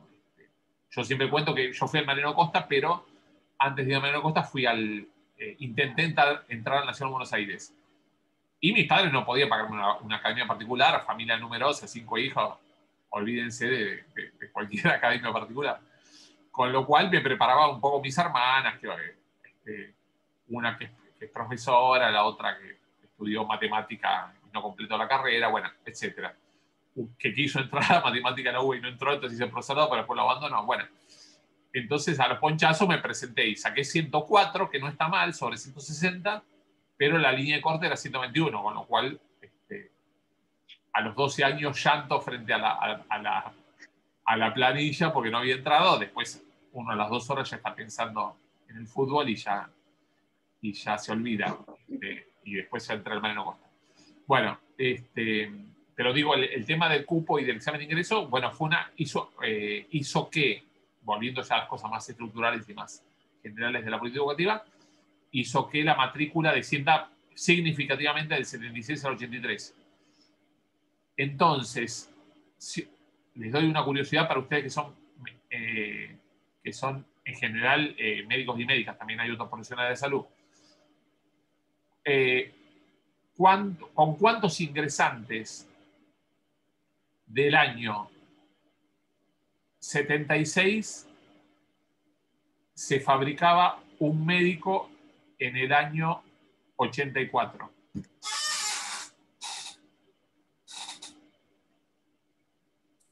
No sé el número, pero supongo que si era un ingreso restringido por examen de ingreso y todo, sería mayor la relación entre los que ingresan y los que terminan en relación a el ingreso irrestricto, en la que entran muchos y terminan pocos. Me equivoqué en una parte de la formulación de la pregunta. ¿Con cuántos ingresantes del 75 se fabrica un graduado en el 82? Ahí está. Le pifié, porque en realidad el examen y el cupo empieza en el 76. ¿Cuántos se necesitan? Supongo que sería mucho más lineal, o sea, de la mayoría que ingresaban, la mayoría terminaban. No sé, opinión. Con un ingresante del 75, en el 82 se pueden fabricar un médico o médica y 3/4 partes de otro. 1,75. Si uno hace la cuenta y divide, la corte, digamos, el concepto de la corte sería tomar inicio, tomar final y ver porcentaje. Normalmente, si uno toma 100 ingresantes de un año, y después de 7 años toma los graduados, puede ser que haya un 20%, un 30%, un 40%, un 60%, un 80%.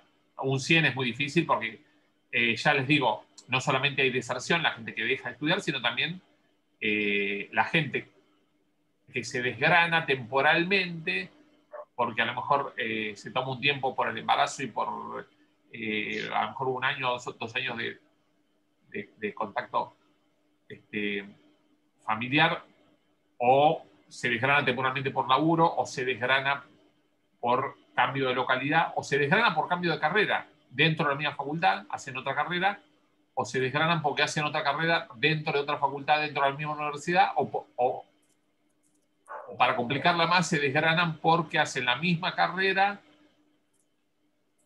pero de otra universidad privada, porque les parece que es más ordenada, porque no hay paros, porque tienen un sistema más escolar donde uno va de lunes a viernes en una franja horaria fija, y a lo mejor es un poquito más fácil aprobar la materia, etc.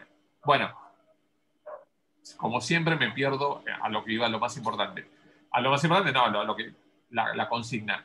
Normalmente la cohorte le da que cuando uno divide los ingresantes un año por los graduados, le da menos que 1. Le da 0,80, le da 0,60 o 0,40 o hasta 0,20. Para que se den una idea, si uno toma la Argentina, los últimos 29 años, estamos en el 2011, del 92 para adelante hay lo que se llama serie de estadísticas básicas de las universidades. Es decir, uno puede hacer un estudio. Yo ahora lo estoy haciendo porque son los 200 años de la UBA, entonces estoy escribiendo eso. Lo estoy haciendo con 2 años para no volverme loco, pero alguien que le guste el tema y que tenga mucho tiempo que yo, lo puede hacer tomando todos los años. Pero del 92 para acá está todo. Están todos los estudiantes que ingresaron todos los años, a qué carrera fueron, y no están claro, al no estar el nombre y apellido, está la cuestión del desgranamiento, a ver si se fueron para un lado o para otro. Porque también se pueden ir a un terciario, para ser docente o para ser técnico, que sería otra forma de desgranarse para el superior no universitario. Pero del 92 para acá está la serie, y la constante en los últimos 29 años, totalmente chequeada, con datos totalmente reales en términos de que los elevan las universidades, y con eso se arma la serie y están disponibles en la web, es que es el 20. Es el 20.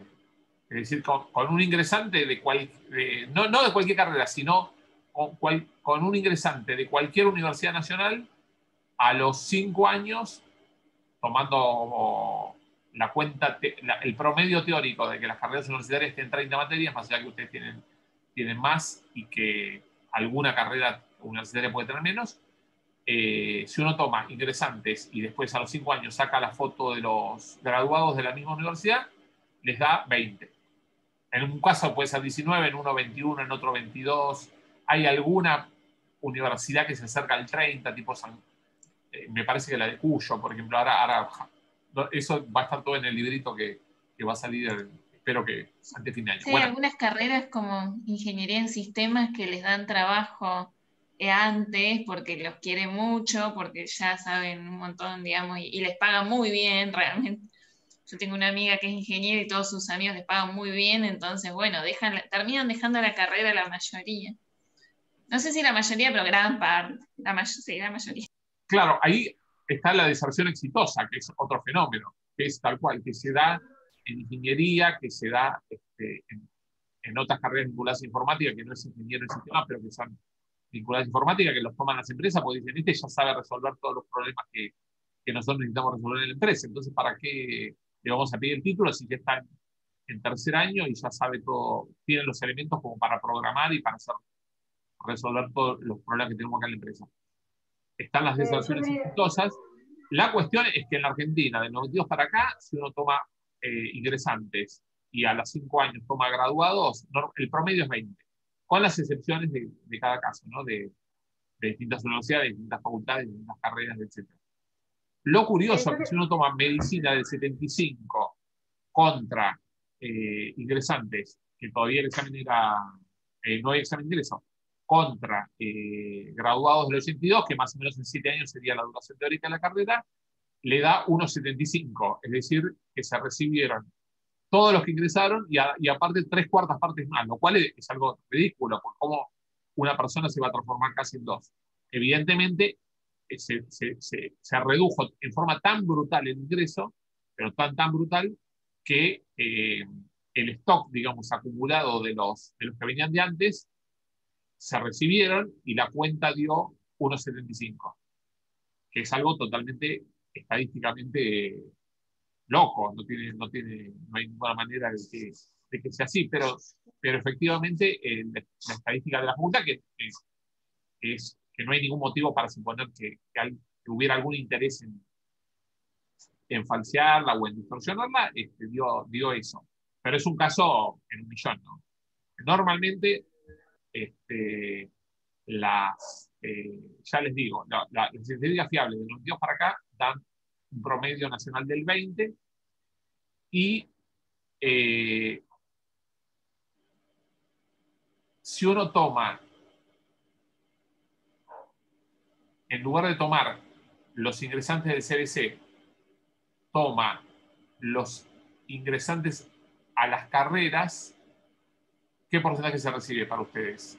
Si ya les dije que tomando el CBC y tomando los distintos cursos de nivelación que toman todas las universidades, el promedio es del 20. Si uno toma ya los ingresantes al primer año, como lo entendemos acá en la UBA, ¿cuánto sería? ¿Cuánto? Menos del 10, más, lo diría. No, porque el 20 al revés. Tomando los del CBC. No, al revés, los que ya pasaron el CBC tienen que estar en 30 o más. 40, 41. Se más que duplican. O sea, el punto fuerte es la deserción / desgranamiento en el CBC. Están los que hacen parte del CBC y no lo terminan, están los que lo terminan y dicen, en realidad no voy a hacer la carrera que quería, sino que voy a hacer un terciario, porque es más fácil o es más corto, o voy a hacer una carrera técnica porque quiero ser chef o quiero ser guía de turismo. Están los que se ponen a trabajar, están los que quienes dejan un tiempo por tener familia o por cambiar de localidad. Lo real es que si uno toma al comienzo del primer año de carrera, es el 40, que es más o menos lo que tiene Latinoamérica. En general, si uno toma, no sé, Brasil, si uno toma Perú, o si uno toma México, el índice es del 40, entre ingresantes y los egresados 5 o 6 años después, que es más o menos la duración teórica de las carreras. Profesor, perdón, yo quería hacer un comentario sobre eso. En realidad quería hacerlo sobre otro tema que me interesa de la cursada. Hay muchos temas que comentar y el tiempo es corto.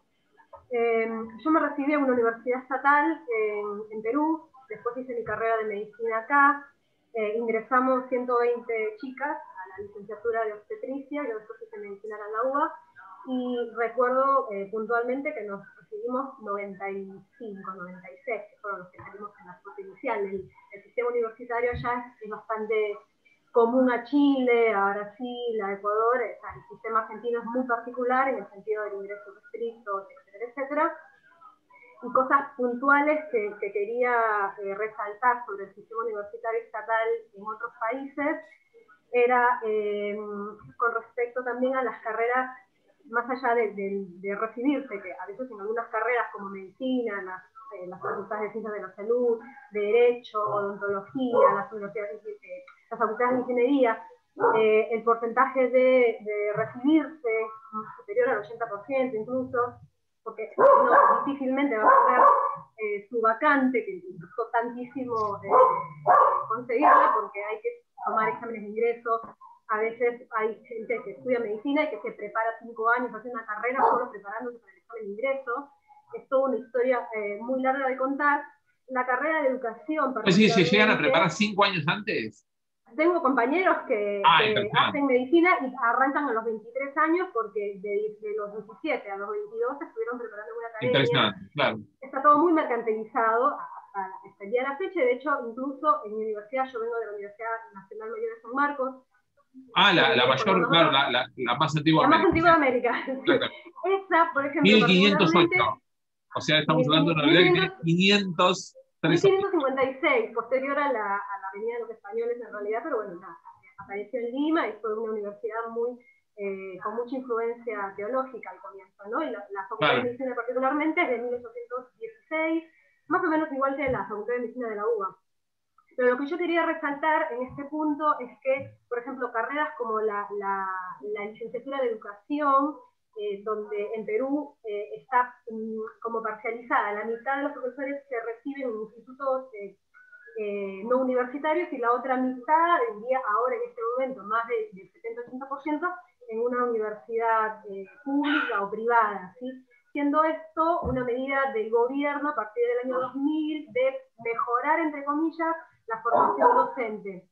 Esto no ocurre en Perú, ocurre en muchos países de Latinoamérica.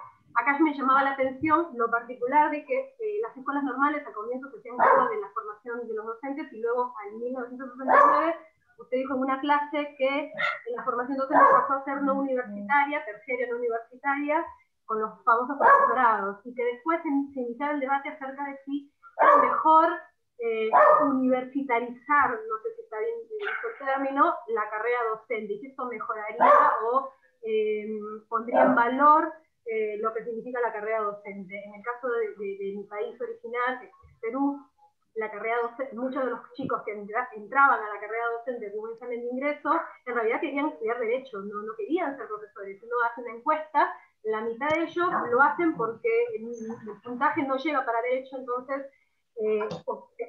tenían este puntaje que los sabían que podían entrar a educación y hacer el puente después con Derecho porque pertenecía a una facultad similar, ¿no?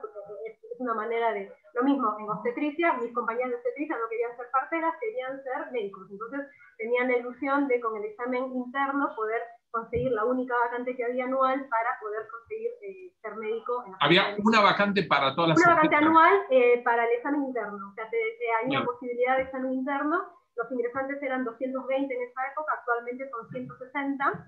Perú en los últimos 20 años tiene una explosión económica bárbara y sin embargo, contrariamente a aumentar la matrícula, disminuyó a casi la mitad, ¿no? Con el argumento de que esto forma mejores profesionales, de que haber mejores cerebros dentro de la facultad, por lo cual está más que probado que no tiene ninguna relación, eso no escribimos nunca nada, no publicamos nunca nada, no creamos nunca nada, lo digo como peruana con mucha tristeza, sobre todo por lo que pasó con la vacuna Sinopharm, que es una desgracia, que es de conocimiento público. Y bueno, nada, eso ha sido una seguilla de errores del gobierno. Yo lo que quería preguntar es qué opinión tiene usted acerca de sobre si la necesidad de universitarizar la carrera docente es acaso uno de los principales problemas de la carrera de la formación docente, porque si esto en otros países de Latinoamérica claramente no ha mejorado los índices, por ejemplo, en las pruebas PISA y en la formación de los chicos en la escuela primaria y secundaria, ¿por qué poner esto como algo prioritario? Yo entiendo que no es el único problema, ¿no?, que tendríamos que abordar, no es el único problema que tenemos dentro de las aulas con respecto a la formación docente, ¿no? No creo que no solamente pasa por pasar la formación a una entidad o a un nivel más alto, digamos, ¿no? ¿Qué es lo que piensa? Bueno, lo decía porque se cerraron muchos institutos en muchos lugares de Latinoamérica, en Chile particularmente y en Perú muchísimos, algunos que funcionaban de manera clandestina y muchos otros que tenían una formación muy, muy pésima y no pasaban los exámenes de la SUNEDU, que sería como la CONEAU acá, lo similar a la CONEAU, y sin embargo la educación sigue bastante... seguimos últimos en las pruebas PISA, ¿no? Argentina está un poquito más arriba, pero también está último con Perú y con otros países de Latinoamérica en lo que es la formación, en la comprensión lectora, en el razonamiento matemático de los chicos, ¿no? ¿Qué es lo que no estamos viendo? de la formación de nuestros docentes. Claro. Sí, yo introduje en unas clases el tema de que progresivamente se va traspasando la formación docente para arriba, ¿no? Que primero, bueno, siglo XIX, los que enseñaban básicamente los sacerdotes, algunos profesionales liberales, o gente que había accedido a completar los estudios iniciales, ya se consideraban que por esa misma condición, por cualquiera de esas condiciones, ya podían ser docentes. Después, bueno, las escuelas normales, hacia 1870, con el concepto de formar en lo que hoy conocemos como escuela secundaria a las maestras fundamentalmente, porque eran enormemente mayoría mujeres, pero también había maestros varones, y con esos docentes proveer al sistema y extender, hacer el barrido de la obligatoriedad de la escuela primaria, que ya dijimos, recién se completa hace 1950, pero que progresivamente siempre fue vanguardia argentina, es decir, con el sistema de las maestras y los maestros normales, se hizo un barrido que hacía que cada año la Argentina, comparada con cualquier país de Latinoamérica y con España, incluso, porque hay una cosa que nadie sabe, que hasta 1970 España tenía menos nivel educativo tanto en inicial como en primaria, como en secundaria, como en superior que en Argentina, hasta 1970, o sea, no es que estamos hablando de 100 años.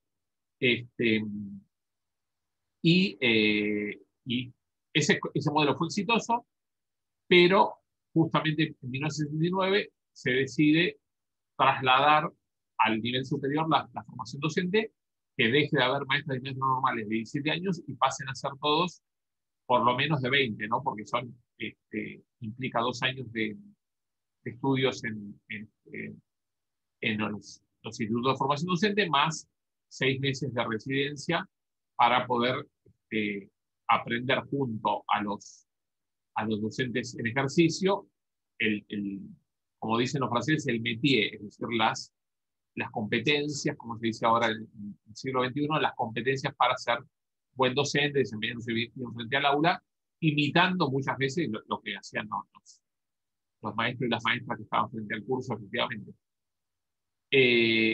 Ese sistema comienza a ser cuestionado en muchas partes del mundo, y tal cual decía recién Carolina, ocurre que los países empiezan a proponer y promover la universitarización de la formación docente, pasarla a las universidades, lo cual, a mi entender, tiene ventajas y desventajas. Digamos. La desventaja sería desestimar y tirar por la borda todo lo que es la experiencia acumulada y las buenas prácticas que tienen los profesorados, que efectivamente sirven, a mi juicio, para lo fundamental de la formación docente, que es transmitir los conocimientos y transmitir las competencias para poder dar clase en el nivel inicial, en el nivel primario, en el nivel secundario. Algunos también habilitan para dar clase en el nivel superior. Echar por la borda todo eso, descartarlo, decir eso no sirve y vamos a empezar de cero, me parece una locura. Pero la posibilidad de incluir a las actuales institutos de formación docente y articularlos con las universidades me parece mucho más interesante por 2 cosas. Primero, porque le darían al título docente una jerarquía equivalente a la de los licenciados en otras carreras, siendo que ahora, desde 2006, se le está pidiendo casi la misma carga de años. Es decir, si uno hacía el cálculo, por decirlo muy, muy bestialmente, ¿qué hago? ¿Estudio 2 años y medio y soy maestro, o estudio 5 años y soy abogada? Uno dice, vamos por abogacía, que da más plata, para decirlo muy, muy bestialmente, pero bueno, hay que estudiar el doble. Lo que pasa desde la Educación Nacional 26206, que es del 2006, es que a la maestra se le pide que estudie 4 años y medio, porque se duplicó la duración de la formación inicial, más la residencia, o sea, 4 años y medio, y para ganar menos que un abogado. Entonces, mucha gente dice, digo abogacía porque es una carrera muy popular y que no es, no es hacer medicina o hacer ingeniería, digamos. Claramente, sin subestimar a los abogados, si uno le pone garra, yo termina siendo abogado. Hay que ponerle garra y se logra. Y entonces la gente dice, bueno, a casi igualdad de carga horaria, conviene más hacer medicina, conviene más hacer abogacía que hacer profesorado. Que es lo que está pasando desde el 2006. Y lo que pasó inmediatamente después que se sancionó la Educación Nacional fue que bajó, efectivamente, y eso ya no es una especulación, sino que es algo estadístico, bajó la población estudiantil de los profesorados. Y hoy en Ciudad de Buenos Aires tenemos 29 profesorados, muchos de los cuales tienen mucha matrícula, como puede ser Joaquín de González, por ejemplo, pero algunos de los cuales tienen poca matrícula y tienen cursos donde hay un alumno / 3 alumnos. Y entonces uno ahí se pregunta por la escala de la formación docente. Y creo que articulando universidad y formación docente se podría lograr una mejor escala en términos de grupos de aprendizaje. Se podría hacer equivaler el título de maestro, maestra, profesor, profesora con licenciado o licenciada en educación inicial, primaria, secundaria o superior, con lo cual el título valdría más, entre comillas, en el mercado laboral. Y tercero, le daría posibilidades de investigación. Es decir, lo que tiene la universidad que no tienen los profesorados es investigación. En los profesorados, salvo rarísimas excepciones, no se investiga. Y la posibilidad de investigar hoy es necesaria no solamente para transmitir el resultado de la investigación a los que van a ser docentes en el futuro, que de por sí es interesante porque uno permanentemente va buscando información. Yo en mi caso soy una especie de investigador informal, no estoy en el CONICET, no estoy, digamos, tengo una responsabilidad en la UBA que es escuelas medias, que soy subsecretario, entonces ayudo al secretario a que funcionen las escuelas de la UBA, en las distintas cosas que implica eso, y soy docente y después investigo suelto, digamos. No tengo investigante para el doctorado con un director de tesis, pero ahora agarro los libros, busco en Google, voy a una biblioteca, junto todo y trato de investigar por mi cuenta. Lo que tiene investigación es que después uno inmediatamente la va volcando en la docencia. De hecho, yo ya les conté algunas cosas de las estadísticas universitarias que los estoy investigando ahora. Y la investigación realmente ayuda mucho a la formación de los futuros docentes y a la actualización de los mismos docentes de los profesorados que de alguna manera se ven incentivados a producir conocimiento y a formarse constantemente. Y eso es como la parte de la educación más que uno puede decidir transformar, porque en realidad, si uno analiza globalmente el sistema, uno tiene, por una parte, los alumnos, obviamente que vienen muy condicionados por las familias, alumnos de inicial, alumnos de primaria y de secundaria. Y de la otra parte tiene a los maestros y a los profesores. El factor menos maleable, digamos, en términos de poder incidir fuertemente, es el de los alumnos. Es decir, uno puede poner, de hecho existe la asignación universal por hijo, puede establecer, ampliar la conectividad, puede darle computadoras a los chicos, puede avanzar en planes de vivienda para que vivan en viviendas donde haya un lugar para estudiar, donde no haya hacinamiento, donde tengan agua potable para que no se enfermen. Bueno, ustedes lo saben muchísimo mejor que yo lo que implica el agua potable, lo que implica la salubridad de las familias. Bueno, puede crear muchas condiciones, pero son todas cosas que van impactando mucho más lento. Lo que impacta más rápido lo que puede impactar más rápido en mejorar la educación es mejorar la formación docente, y ahí entra a jugar, para mí, la posibilidad de articular la formación docente con las universidades. No haciendo desaparecer los institutos, me parece que eso es un error. Yo, si me preguntan así, que no me lo van a preguntar porque no tengo ninguna responsabilidad sobre ningún distrito, diría de federar los institutos de formación docente en el marco de las universidades. No hacerlos desaparecer, sino que sean parte de una red donde la universidad también aporte sus profesores, los sume a los profesores de los profesorados, y donde también se investigue, etc. Creo que es la mejor alternativa. Pero bueno, son alternativas que se están viendo. Capital hizo la Unicaba, que hasta ahora tiene poca matrícula y tiene poca oferta de carreras, y también compite con los profesorados y compite con la universidad, con lo cual es un esquema para mí, bastante malo. Después está la experiencia de Córdoba, que es más interesante, donde federaron a los profesorados en una universidad educativa, que sería como parecido a lo que era el IUNA, que ahora es la Universidad Nacional del Arte, donde también federaron a cerámica, danza, bellas artes, hicieron la IUNA y ahora federaron la UNA, y me parece que es la mejor alternativa. Pero bueno, está todo en discusión, ¿no? Yo creo que en los próximos años va a haber algún cambio, ¿no? No creo que siga todo igual, porque bueno, Argentina tiene más de 1.100 profesorados, y me parece que se va a ir hacia un esquema de mayor cooperación con la universidad.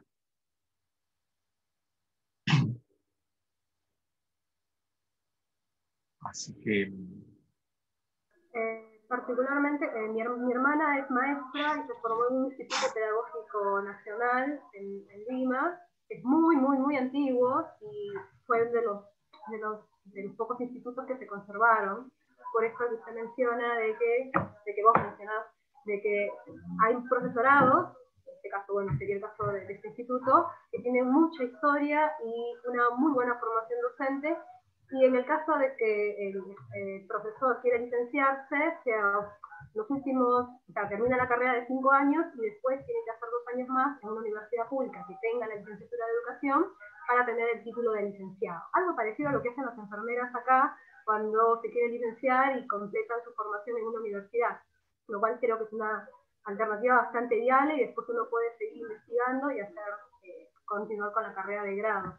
Pero claramente creo que no es suficiente, ¿no? Los incentivos para la carrera docente, para ser docente, creo que en toda Latinoamérica están bastante devaluados, ¿no? Y quizá no es atractiva, no es atractivo ser docente en estas tierras, ¿no? Y deberíamos, creo que, reflexionar mucho más sobre los porqués, ¿no? Es una tarea de todos como sociedad, no porque nosotros seamos médicos y hagamos otra cosa de nuestra actividad laboral. Creo que no debemos ser indiferentes a esa problemática. No, totalmente. Lo que hay en la Argentina es también la posibilidad de hacer la carrera docente, ya sea de maestro, de profesor, y después articular con la universidad en los ciclos de complementación, que permiten titularse en la universidad teniendo como base un profesorado, ¿no? Hay en la UBA, bueno, tenemos muchos profesorados repartidos en distintas facultades. Los más populares, por así decirlo, son los de filosofía y letras, y después están los ciclos de complementación, que es algo que empezó mucho en los 90, ¿no? Por ejemplo, empezó San Martín, empezó Quilmes a ofrecer los ciclos de complementación, y creo que la vanguardia total en Argentina la tuvo Quilmes, porque lo que hizo fue armar en 1995, si no me equivoco, por ahí, los ciclos de complementación universitaria para profesores a distancia. Es decir, cuando nadie se imaginaba que algún día iba a haber pandemia o que podía haber problemas, ya se imaginaron una cosa a distancia. En ese entonces, como no había el internet, yo tuve internet en el 2000, y creo que en el 97 me enteré de lo que era internet, o sea, antes no tenía idea de lo que era. Y mucha gente lo hacía a distancia, como se entendía la educación a distancia en el siglo XX, que era educación por correo. Entonces, imaginemos, ¿no? Hoy parece una cosa ya de película en blanco y negro, pero vamos a contarlo porque 1995, alguien se anotaba en la licenciatura de complementación en educación en la Universidad de Quilmes, se anotaba, pagaba un arancel que eran unos cuantos pesos, porque eran pesos dólares y salía como 200. O sea, pensemos que a plata de hoy sería como 30.000 pesos por mes, un horror.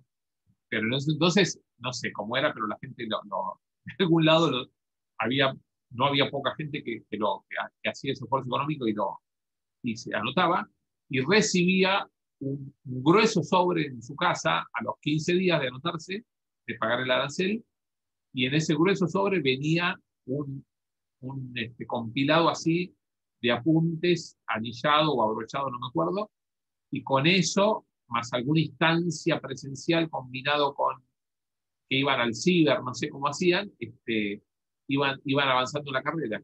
Es como la prehistoria de la educación a distancia, y ahora la educación a distancia en Argentina está bastante, bueno, por la pandemia obviamente estamos obligados, pero además tuvo una expansión muy fuerte los últimos años. Antes del 2020 ya ha habido una expansión de la educación a distancia muy fuerte y es una modalidad que, bueno, obviamente se va a expandir fuertemente incluso cuando queremos se vuelva a la educación presencial, ¿no? Yo creo que también va a haber, bueno, ya entrando en un campo de población, que va a haber en la universidad, va a haber una cosa más mixta, ¿no? Donde se va a alternar la educación presencial y a distancia, ¿no? Pero bueno, ya nos estamos metiendo en un campo que es medio de ser futurología.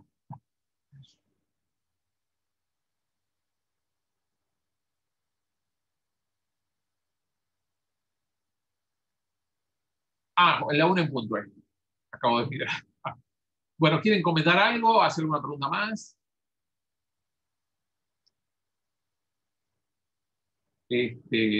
Así que bueno, nos vemos en el próximo Zoom, mandamos la próxima videoclase y bueno, y no se angustien por el examen, porque ya, como comenté en algún mail, el examen tiene 40 preguntas, hay 3 semanas para contestarlo, o sea que hay un tiempo suficiente y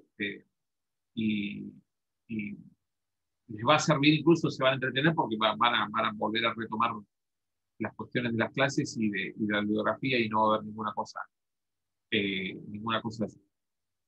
no coincida con lo que vi. Así que bueno, un gusto estas 2 horas y nos vemos en la próxima clase. Muchas gracias, profe. Adiós. Claro, okay. Gracias, profe. Chao. No.